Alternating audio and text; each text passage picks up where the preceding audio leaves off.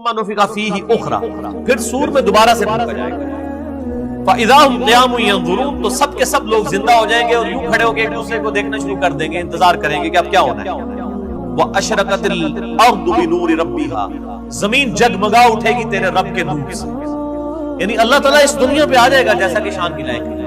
وَجَاءَ رَبُّكَ وَالْمَلَكُ صَفًّا صَفًّا، سورۃ الفجر میں آتا ہے نا کہ اللہ تعالیٰ اور فرشتے قطار در قطار اس دنیا پہ اتریں گے، اسی دنیا کے اوپر میدان محشر قائم ہو جائے گا۔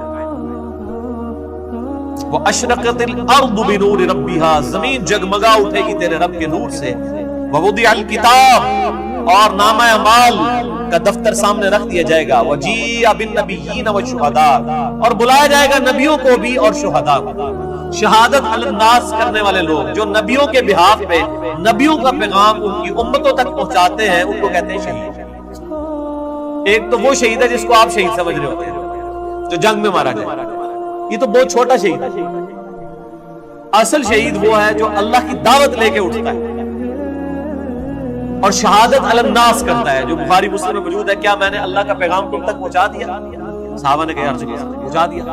آپ نے 3 دفعہ فرمایا اللہم اشہد اللہم اشہد اللہم اشہد، تینوں دفعہ آسمان کی طرف انگلی اٹھائی، پھر اصحاب کی طرف، اے اللہ گواہ رہنا، اے اللہ گواہ رہنا، اے اللہ گواہ رہنا، یہ مان رہے ہیں کہ میں نے پیغام پہنچا دیا۔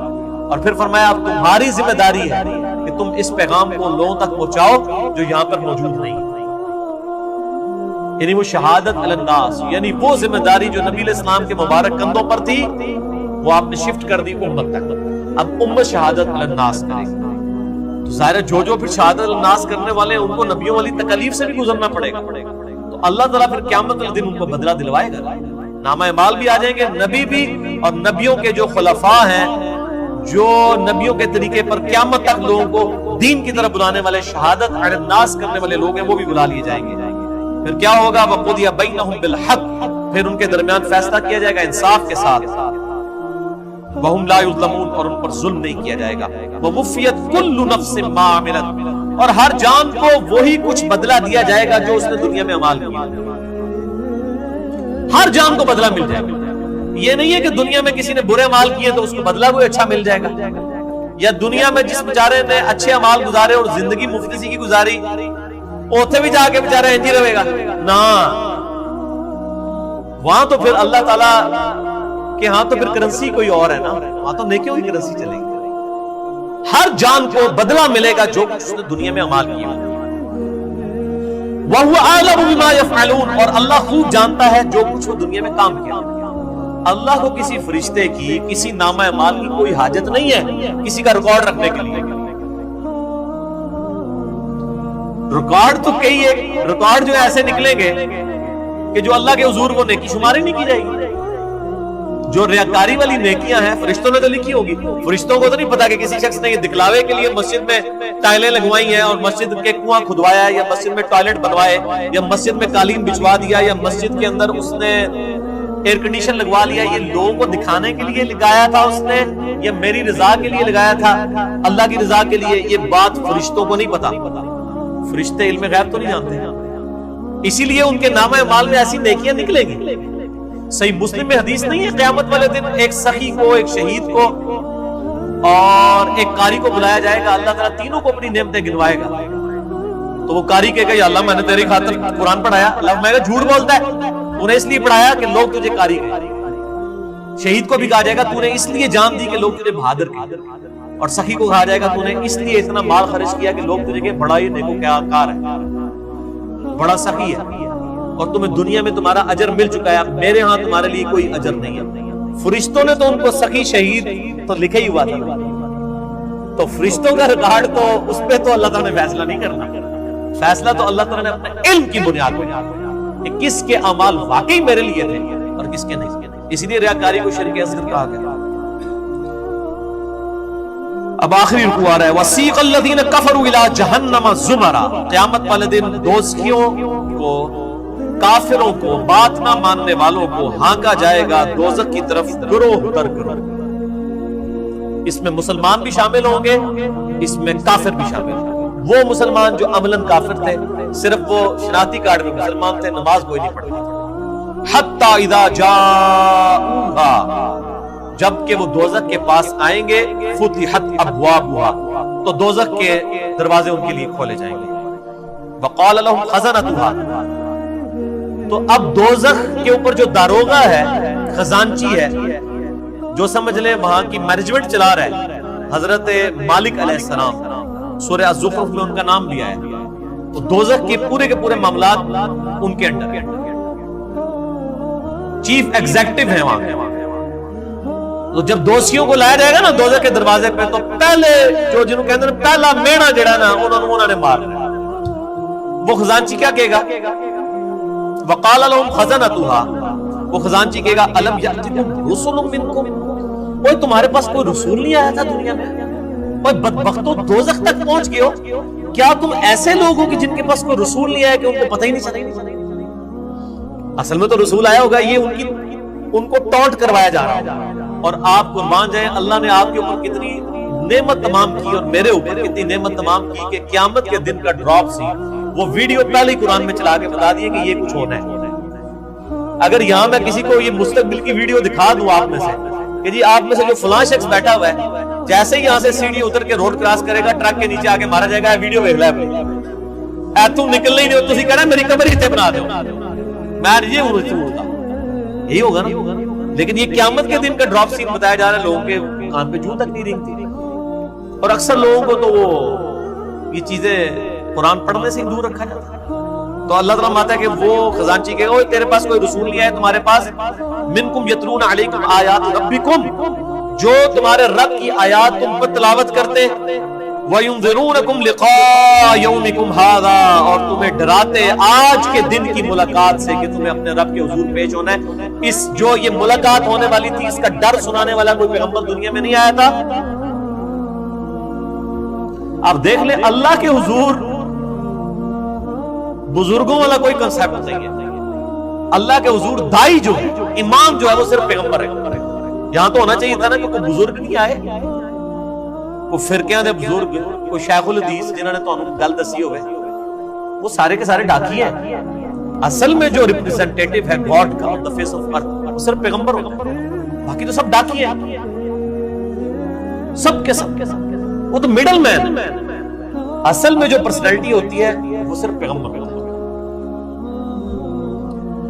قالوا بلا، وہ کہیں گے ہاں کیوں نہیں آیا تو تھا، ولکن حقت کلمۃ العذاب علی الکافرین، لیکن اب کیا ہو سکتا ہے جو بات نہیں دنیا میں مانتے تھے اپنے پیغمبروں کی، ان پر اللہ کا عذاب تو آ کے رہنا تھا نا. ہم نے دنیا میں بات نہیں مانی، ہمارا یہ جام ہو کر ہی رہنا. قیل ادخلوا ابواب جہنم خالدین فیہا، کہا جائے گا کھولو دوزخ کے دروازے، داخل کر دو ان میں، ان کو ہمیشہ کے لیے. فبئس مثوى المتکبرین، کیا ہی برا ٹھکانہ ہے تکبر کرنے والے کا.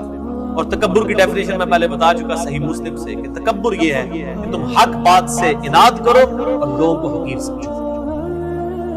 اب سائملٹینیس کنٹراسٹ اہل جنت جو ہے وہ کیسے پیش ہوتے ہیں. وَسِيقَ الَّذِينَ اتَّقَوْا رَبَّهُمْ إِلَى الْجَنَّةِ زُمَرًا، اہل جنت کو بھی گروہ در گروہ جنت کی طرف لے جایا جائے گا، یعنی جنتی بھی گروہوں کی شکل میں چل رہے ہوں گے. ظاہر ہے کہ کسی ایک دائی کی آواز میں لبیک کسی نے کہا ہوگا، یعنی ہر زمانے میں حق کی آواز بلند کرنے والے لوگ موجود ہیں جنہوں نے اپنی عبادت نہیں کروائی، اللہ کی عبادت کروائی. ایک وہ لوگ آواز بلند کرنے والے ہیں جنہوں نے اپنی تجوریاں بھری، جنہوں نے اپنے نذرانے بھرے، جنہوں نے لوگوں کو اپنی ذات کی طرف لگایا، اور جب ان سے کہا گیا کہ اللہ کے ساتھ لگاؤ تو کیا جو پیچھے تو اللہ ہی ہے نا جی. اور جب کہا گیا کہ نبی الاسلام کے ساتھ لوگوں کو جوڑو تو انہوں نے کہا یہ بزرگ جو ہیں جو ہمارے امام ہم نے کھڑے کیے ان کے پیچھے نبی الاسلام ہی ہے. نبی الاسلام کو بھی بیک فٹ پہ کر دیا، اللہ کو بھی بیک فٹ پہ کر دیا. ان بزرگوں کی بات نہیں ہو رہی، واقعی جنہوں نے اللہ کی دعوت دی، شہادت علی الناس کرنے والے گروہ در گروہ جنت میں داخل کیے جائیں گے. حتی اذا جاؤہا، یہاں تک کہ جب وہ جنت کے دروازوں کے پاس پہنچیں گے، وفتحت ابوابها، تو جنت کے دروازے پہلے ہی کھلے ہوں گے. پوائنٹ ٹو بی نوٹڈ، دوزخیوں کے لیے دروازے پہنچنے کے بعد کھولے جائیں گے، اور جنتیوں کو جب جنت کے دروازے پہ لایا جائے گا تو پہلے ہی کھولے ہوئے ہوں گے. اللہ تعالیٰ ان کو ایک لمحے کے لیے بھی تکلیف نہیں دینا چاہے گا. کہ ان کے لیے کوئی سسپینس باقی ہو کہ پتہ نہیں اب یہ کون سا دروازہ کھلنے والا ہے، اور جنت کی خوشبو کتنی دور سے آ رہی ہوگی، پہلے ہی جنت کے دروازے کھلے ہوں گے، اتنا ڈیلے بھی اللہ تعالیٰ ان کے لیے نہیں کرے گا۔ وہاں پہ خزانچی نے کیا کہا تھا، تمہارے اندر کوئی رسول نہیں آیا کہ تمہیں کوئی صحیح بات بتاتا؟ وہ کہیں گے ہاں جی آیا تھا لیکن ہم نے بات نہیں مانی۔ یہاں پر جو رضوان ہے جنت کا داروغہ، وہ کہے گا وقال لهم خزنتها، کہے گا جنت کا خزانچی سلام علیکم، کہے گا تم پر سلامتی ہو، طبتم، اور بڑے ہی اچھے رہ گئے ہو تم لوگ، بڑے پاک صاف لوگ ہو تم، فادخلوها خالدین، اب ہمیشہ کے لیے جنت میں داخل، کہے گا بڑے چنگے رہ گئے ہو تسی اللہ دے بندے ہو، تکو دوسرے نال کی پہ ہوندا جائے۔ وقال الحمدللہ الذی صدقنا وعدہ، اب ظاہر جنتی جو ہیں ان کی تو پھر روش کچھ اور ہے، وہ کہیں گے تمام تعریفیں اس اللہ کے لیے جس نے ہم سے جو وعدہ دنیا میں نبیوں کے ذریعے کیا تھا نا کہ دنیا میں اللہ کی مان کے چلو تو جنت تمہاری مرضی کی تمہیں ملنے والی ہے، تمام شکر اس اللہ کا ہے جس نے اپنا وعدہ پورا کیا۔ وَأَوْرَثَنَا الْأَرْضَ نَتَبَوَّأُ مِنَ الْجَنَّةِ حَيْثُ نَشَاءُ، اور اس نے ہمیں ایسی جنت کا وارث کر دیا کہ جس میں ہم جہاں چاہیں گے رہیں گے۔ فَنِعْمَ أَجْرُ الْعَامِلِينَ، پس کیا ہی بہتر اجر ہے عمل کرنے والوں کا۔ دودھ پینے والے مجنون نہیں، عمل کرنے والے، عمل کیے بغیر کچھ بھی نہیں ہونا، خالی کھوکھلے نعروں سے کچھ نہیں ہونا۔ اللہ تعالیٰ ہمارے کہ کیا ہی بہتر اجر ہوگا عمل کرنے والے۔ وَتَرَى الْمَلَائِكَةَ حَافِّينَ مِنْ حَوْلِ الْعَرْشِ، تم دیکھو گے اس دن کہ فرشتے اللہ کے عرش کے گرد جو ہے وہ گھیرا ڈالے ہوئے ہوں گے، یسبحون بحمد ربہم، اپنے رب کی تسبیح بیان کر رہے ہوں گے حمد کے ساتھ۔ وہ بخاری مسلم میں آ گیا، بخاری کی آخری حدیث یہی ہے۔ اللہ تعالیٰ کو دو کلمات بہت پسند ہیں جو زبان پہ ہلکے ہیں لیکن میزان عمل پہ بہت بھاری ہیں، سبحان اللہ و بحمدہ سبحان اللہ العظیم، یہی فرشتوں کا کلام ہوگا۔ یعنی جسے کہتے ہیں ڈراپ سین آف قیامت یہ ہو رہا ہوگا کہ جب جنتی جنت میں داخل ہوں گے تو فرشتے اللہ کے عرش کے گرد جمع ہوں گے اور سبحان اللہ و بحمدہ اللہ کی تعریفیں بیان کر رہے ہوں گے۔ وقضی بینہم بالحق، اور ان کے درمیان فیصلہ کیا جائے گا حق کے ساتھ، پرپز با مقصد، جس نے دنیا میں اچھے مال کیے اسے اچھا بدلہ، جس نے برے مال کیے اس کے لیے بھی برا بدلہ۔ وقیل الحمدللہ رب العالمین، اور ہر طرف سے یہ صدا آ رہی ہوگی الحمدللہ رب العالمین، الحمدللہ رب العالمین، یہ قیامت کے دن کا ترانہ ہوگا، الحمدللہ رب العالمین۔ کیوں؟ یہ ساری کائنات اسی نے سجائی، اسی نے مخلوقات کا سلسلہ شروع کیا، اسی نے زندگی اور موت کے معاملات رکھے۔